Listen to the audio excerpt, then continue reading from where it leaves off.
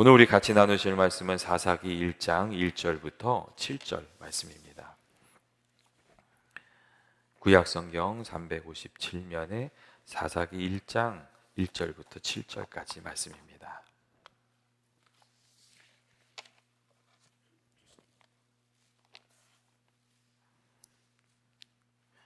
사사기서 말씀 보겠습니다. 1절부터 7절까지 말씀인데 우리 같이 읽도록 하겠습니다.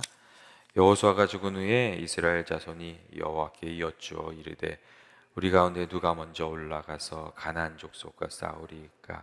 여호와께서 이르시되 유다가 올라갈지니라. 보라, 내가 이 땅을 그의 손에 넘겨 주었노라 하시니라. 유다가 그의 형제 시므온에게 이르되 내가 제비 뽑아 얻은 땅에 나와 함께 올라가서 가나안 족속과 싸우자. 그리하면 나도 내가 제비 뽑아 얻은 땅에 함께 가리라 하니 이에 시므온이 그와 함께 가니라. 유다가 올라가매 여호와께서 가나안 족속과 브리스 족속을 그들의 손에 넘겨주시니 그들이 베색에서 10,000명을 죽이고 또 베색에서 아도니 베색을 만나 그와 싸워서 가나안 족속과 브리스 족속을 죽이니 아도니 베색이 도망하는지라. 그를 쫓아가 잡아 그의 엄지손가락과 엄지발가락을 자르니 아도니 베색이 이르되 옛적에 70명의 왕들이 그들의 엄지손가락과 엄지발가락이 잘리고 내 상 아래에서 먹을 것을 줍더니 하나님이 내가 행한 대로 내게 갚으심이로다 하니라. 우리가 그를 끌고 예루살렘에 이르렀더니 그가 거기서 죽었더라. 아멘. 교회 여러분, 우리들의 삶에 여러 가지 문제가 많이 찾아옵니다. 그런데 그 문제를 푸는 사람은 여러분 어떤 사람이라고 생각하십니까? 인생의 문제를 풀어가면서 사는 사람은 사람들의 뒤에 서서 관망하는 사람이나 이리저리 실리를 계산하는 사람이 아니라 그 문제를 붙들고 애를 쓰고 그 문제를 풀기 위해서 수고하는 이들, 좀 손해를 보더라도 그 문제를 풀기 위해서 애를 쓰는 사람들이 그 문제를 결국은 풀게 됩니다. 그리고 이렇게 한 번, 두 번 문제를 풀다 보면 시간이 지나가면서 문제를 더 잘 푸는 사람이 되어서 나중에는 처음에는 작은 문제를 푸는 사람이지만 나중에 큰 문제를 넉넉히 감당하는 그런 사람이 됩니다. 여호수아가 죽은 이후에 이스라엘 백성들이 정말 여러 가지 위기를 어려움을 겪게 됐습니다. 신실한 리더를 잃어버린 상황 가운데서도 그들이 해야 될 문제들, 그들의 삶 속에 당면한 문제들을 해결하면서 그 위기를 이렇게 돌파해 나가야 되는 그런 상황에 처해 있었습니다. 사실 갑자기 리더가 없어진다는 건 참 큰 그 공동체 위기 아닙니까? 모세가 죽었을 때는 이어받을 여호수아가 있었어요. 근데 여호수아가 죽은 다음에는 걸출한 리더가 없었어요. 각 사람들이 다 그 자리에서 힘을 내서 그 삶의 문제를 해결해야 되는 상황이었거든요. 근데 그러한 때에 이스라엘 백성들은 위기에 겁을 먹고 뒤로 물러서거나 포기한 것이 아니라 담대하게 그 어려운 상황을 뚫고 나가기로 결정을 했습니다. 그리고 오늘 본문 말씀에 그러한 모습들이 잘 나와 있습니다. 오늘 이렇게 우리가 말씀을 좀 살펴보면서 위기의 그 상황 속에 역경이 찾아올 때에 우리가 그것을 어떻게 뚫고 나가야 하는지 한 말씀이 주는 그 지혜를 좀 얻게 되기를 원합니다. 첫째로 이스라엘 백성들은 이 뚫고 나가야 하는 문제를 만났을 때에 하나님의 인도하심을 구하면서 기도했습니다. 이 혼란과 역경의 순간에 그들은 하나님을 주목했고 문제만 보는 것이 아니라 하나님을 생각하고 하나님을 주목했고 하나님께 나아가서 간절히 기도하면서 하나님의 도우심을 구했습니다. 1절의 말씀을 보면 그렇게 돼 있어요. 여호수아가 죽은 후에 이스라엘 자손이 여호와께 여쭈어 이르되, 이렇게 돼 있어요. 여호와께 여쭈어 이르되 우리 가운데 누가 먼저 올라가서 가나안 족속과 싸우리까? 이렇게 기도했던 것을 우리가 알 수가 있습니다. 이 1절 말씀에 여쭈어로 번역된 단어는 단순히 이게 지적인 호기심으로 뭘 물어봤다 그런 뜻이 아닙니다. 이 단어에 담겨져 있는 그 뜻은 어려운 문제를 이렇게 만나서 심각한 위기 가운데 이렇게 나아가서 기도하면서 그 하나님 어떻게 해야 되는지 그 삶의 방편을 부르다 간절히 간구하는 그런 것을 의미합니다. 이스라엘 백성들이 하나님께 기도했고 그것이 이스라엘 백성들이 고난을 뚫고 나아가는 방법이었다는 겁니다. 이스라엘 백성들은 주관적인 생각이나 두려움에 쫓겨서 자신들이 나아가야 할 길을 결정한 것이 아니고 하나님께 기도하면서 그 길을 찾았습니다. 여러분, 믿음의 사람들이 다 그렇게 살지 않았습니까? 하나님께 정말 인정을 받았던 다윗도 늘 기도하는 삶으로 그의 인생의 길을 개척했던 그런 사람이었습니다. 그가 늘 이렇게 고난이 찾아올 때마다 하나님께 제사를 드렸고 하나님께 불었습니다. 그래서 이 다윗의 생애를 쭉 살펴보면 이 고난의 때마다 나타나는 구절이 하나님께 물었다는 그런 단어입니다. 그리고 하나님이 그래서 또 하나님을 의지하는 다윗을 든든히 붙들어 주셨습니다. 여러분, 우리가 풀어야 될 문제를 만나면 가장 먼저 누구에게 찾아가야 됩니까? 가장 먼저 하나님께 찾아가서 기도하면서 그 뜻을 구하고 인도하심을 구하는 저와 여러분이 되시기를 주의 이름으로 축원드립니다. 여러분, 하나님보다 앞서지 말라는 말이 있지 않습니까? 우리가 마음으로 결정을 다 내리고 하나님께 나아가서 도움을 구하는 것이 아니라 인생에 문제가 있을 때 하나님의 뜻을 먼저 구하고 하나님의 그 인도하심을 먼저 구하고 주님 주시는 말씀을 받아서 그 담대함으로 살아가는 저와 여러분 되시길 원합니다. 역대상 16장 11절 말씀은 11절의 말씀을 보면 이런 말씀이 있어요. 여호와와 그의 능력을 구할지어다. 그런 말씀이 있어요. 하나님을 구하고 하나님의 능력을 구하라고, 항상 그의 얼굴을 찾을지어다 하는 말씀이 있습니다. 기도를 통해서 하나님께 기도하면서 이 인도하심을 받으며 살아가는 올해가 되시길 주의 이름으로 축원드립니다. 둘째로, 우리가 이 삶의 문제가 있을 때 그 문제를 좀 이렇게 뚫고 나아가고 하나님의 그 은혜를 받으면서 살아가려면 하나님께서 우리에게 주신 약속의 말씀을 붙들고 그 소망의 말씀을 붙들고 이 믿음의 도전으로 이렇게 살아야 됩니다. 여러분, 이스라엘 백성들에게 주셨던 하나님의 귀한 약속이 무엇입니까? 그것은 가나안 땅을 너희에게 주겠다 하던 그 약속의 말씀이었습니다. 그리고 이스라엘 백성들은 이 어려운 문제가 찾아왔을 때에 이 어려운 문제를 보는 게 아니라 그 약속의 말씀을 붙들고 하나님께 이렇게 기도하면서 이 믿음의 도전을 했습니다. 여러분, 우리가 문제를 뚫고 어려운 일들을 뚫고 나아가려면 기도가 필요하고 또 주님이 주시는 약속을 붙드는 것이 필요하고 그다음에 믿음의 도전으로 순종의 삶으로 살아가는 것이 필요합니다. 이스라엘 백성들이 정말 엄청난 장애물이 배색이라는 그 요충지를 마주하게 됐습니다. 여러분, 이 배색은 어떤 것이었냐면 강력한 왕이 통치하던 그런 나라였습니다. 7절 말씀을 보면 아도니 배색이 예전에 했던 이야기가 나와요. 어떤 얘기냐면 70명이 되는 왕들이 그 아도니 배색 앞에서 엄지손가락과 엄지발가락이 잘리고 그 상 아래에서 먹을 것을 주셨다는 그런 말씀이 나옵니다.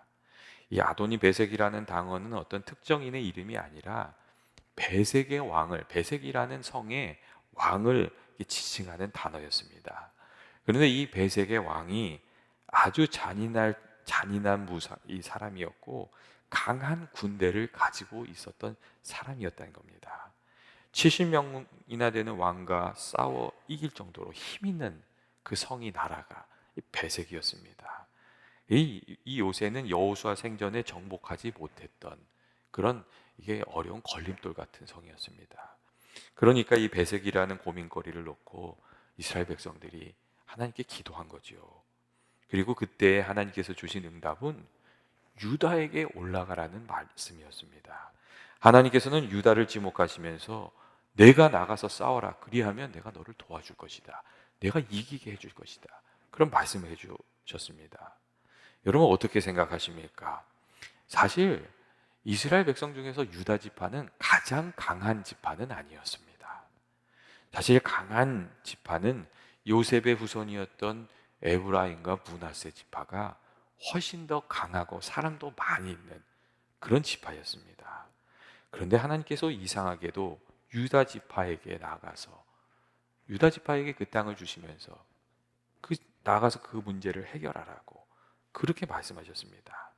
그리고 하나님께서 주신 그 명령을 붙들고 유다가 나가서 싸울 때 하나님께서 그들을 도와주셔서 이 난공불락의 성인 배색을 물리치는 그 은혜가 있게 하셨습니다.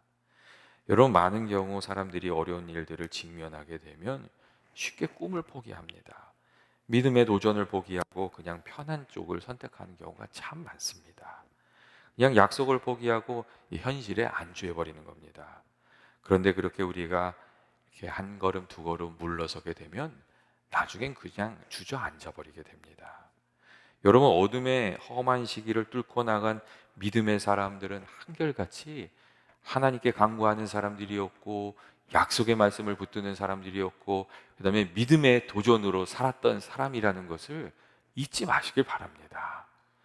여러분, 믿음의 도전으로 나아갈 때 하나님께서 그들과 함께 해주시고 그 주신 약속의 말씀이 이루어지게 하셨다는 것을 우리가 기억하고, 우리들도 이 믿음의 도전을 쉬지 않고 여러분 살아갈 필요가 있습니다. 여러분, 올 한해 정말 하나님께서 우리에게 주시는 말씀을 간구하면서 기도하시길 바라고, 하나님 주시는 말씀이 있으면 담대하게 그 일을 위해서 수고하면서 믿음의 도전으로 살게 되시길 바랍니다. 혹 지난 한 해 동안 풀리지 않았던 문제가 있으셨다면 이제까지 풀리지 않았다고 그냥 포기하지 마십시오. 그 문제를 놓고 기도하고 하나님께서 우리 마음속에 이렇게 담대함을 주시면 그 담대한 믿음으로 또 싸워나가는 한 해가 되시기를 원합니다. 기도하다가 응답받지 못했던 문제도 이런 포기하지 마시고 올 한 해 믿음의 담대함으로 나아가서 기도하고 하나님의 은혜를 구하는 저와 여러분 되시기를 원합니다. 우리가 이렇게 여러 가지 삶에 이렇게 찾아오는 문제들이 많죠. 우리들의 삶에 찾아오는 문제들 많습니다.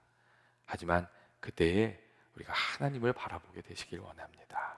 올 한 해 사람들은, 세상 사람들은 올 한 해 어려운 일이 많을 거라고 그렇게 얘기들을 많이 해요. 하지만 성경을 보면 어려움이 없었던 시기는 또 없었던 것 같아요. 어려움이 없었지만 믿음으로 사는 사람들, 하나님을 붙들고 살아가는 사람들에게 주시는 은혜가 있고 어려운 가운데서도 거두는 열매가 있다는 것을 믿고 도전하는 한 해가 되시길 원합니다. 셋째로, 우리가 이렇게 우리들의 삶 속에 있는 문제들을, 어려운 문제들을 풀어내고 하나님의 도우심을 받으려면 협력해서 선을 이루는 지혜도 우리에게 필요한 줄로 믿습니다.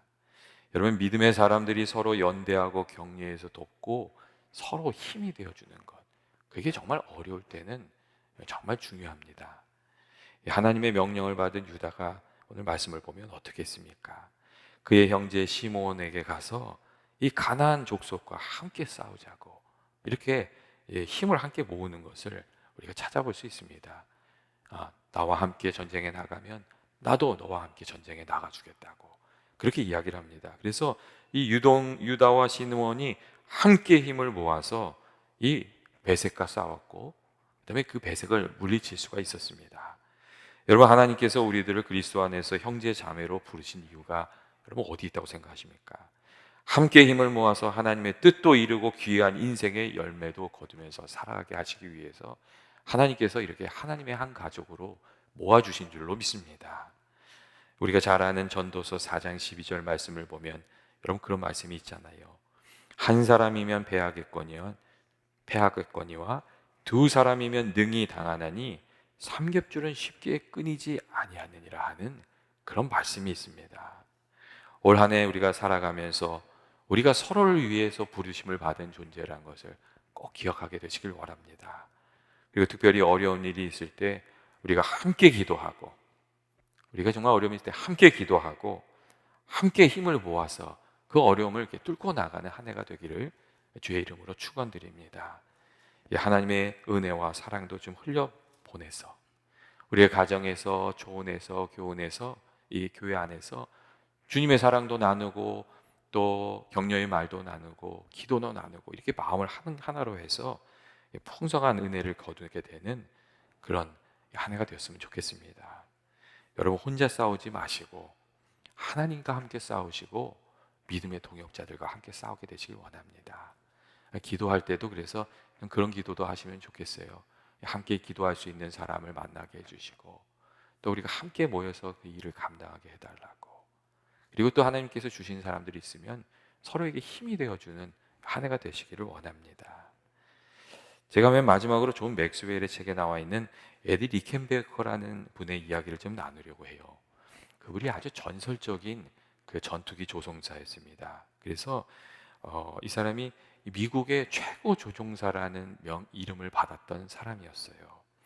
1차 대전 당시에 이 미국 전투기 조종사 중에 최고로 불리웠던 사람이었고, 또 2차 대전 때도 전쟁에 참석해서 아주 놀라운 일들을 했던 사람이 이 에디 리켄베커라는 사람이었습니다. 하지만 이 사람의 인생이 그렇게 순탄하지만은 않았습니다. 12살에 아버지가 돌아간 이후에 가족을 돌보기 위해서 신문과 달걀과 염소젖을 어렸을 때는 팔았고, 청소년이 되어서는 유리 공장과 신발 공장과 이 주물 공장에서 일했어요.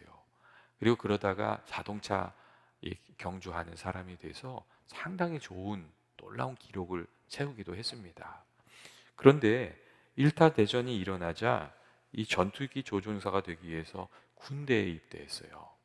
그랬는데 이 사람에게 핸디캡이 있었던 게 나이가 너무 많았고 학력이 너무 모자랐어요. 그래서 그 조종사 운전 학교에 그 조종사 훈련 학교에 가지 못하고 이 사람이 그 운전병으로 일하게 됐습니다. 근데 운전병으로 일하는 동안 이 상관들에게 조종사 훈련 학교에 좀 제발 보내달라고 계속 부탁하면서 열심히 일을 하는 거예요. 그러니까 이 사람의 열정을 본 상관들이 그를 도와주어서 그러니까 전투기 조종 훈련사 학교에 들어가게 됩니다. 그리고 그 이후에 정말 가장 뛰어난 그 조종사가 되었어요. 당시는 이 전자장비가 뛰어나지 않아서 그리고 낙하산도 없었기 때문에 이 공중전을 한다는 게 굉장히 위험하고 정말 이게 쉽지 않은 이게 엄청난 용기가 필요한 일이었다고 합니다. 요즘처럼 멀리서 레이더 보고 미사일 쏘는 게 아니고 마주 보면서 기관총을 쏘는 전투였거든요. 그런데 이분이 1차 대전 때 134차례나 적기를 만나서 26대를 격추시키는 놀라운 일을 했고 그 결과 이 8개의 훈장을 받았어요. 나중에 리컨 베커에게 어떤 기자가 인터뷰를 하게 되었는데 그때 기자가 이런 말을 물었습니다. 당신은 도대체 어떻게 그렇게 두려움 없이 담대한 겁니까? 그렇게 물었어요. 그러니까 그때 리켄 베커가 이런 말을 했답니다. 내가 어떻게 그렇게 두려움이 없냐고요? 저도 인간인데 어떻게 두렵지가 않겠습니까? 전투에 나갈 때마다 두려웠고 적기를 만날 때마다 너무너무 두려웠습니다. 이제 그렇게 얘기했어요. 그리고 아주 유명한 말을 했는데 이런 말이었습니다. 용기는 두려워하지 않는 것이 아니고 두려운 것을 하는 것이라고. 용기는 두려워하지 않는 것이 아니라 두려워하는 것을 하는 것이라고. 두렵지 않으면 용기도 거기에 있을 수가 없는 것이라고. 그런 이야기를 했습니다. 여러분 어렵고 힘든 상황을 마주하게 되면 누구나 다 두려운 마음, 답답한 마음이 그 마음에 찾아옵니다. 여러분 아브라함이 고향을 떠나란 말을 듣고 고향을 떠날 때 두렵지 않았겠습니까? 요셉이 팔려와서 노예로 살게 됐을 때에 여러분 두렵지 않았겠습니까? 오늘 말씀에 나오는 유다 지파는 전쟁에 나서면서 여러분 두렵지 않았겠습니까? 여러분 두려운 마음이 드는 것이 인간입니다. 그리고 그때 믿음으로 사는 것, 그리고 믿음의 담대함으로 사는 것은 두렵다고 그것을 피하는 것이 아니라 하나님을 믿는 믿음으로 기도하고 하나님 주시는 약속을 붙들고 하나님께서 나를 도와주실 것이라는 그 약속의 말씀을 붙들고 믿음으로 도전하면서 살아가는 것, 그게 믿음으로 사는 것인 줄로 믿습니다. 그리고 하나님이 그때 우리를 도와주신 겁니다. 여러분 우리들의 삶 속에 있는 우리가 또 마주해야 할, 넘어서야 할 그 배색은 무엇입니까? 청산하지 않은 채 있는 인생의 문제가 있다면 그 문제를 올 한 해 기도하면서 해결하게 되시길 원합니다.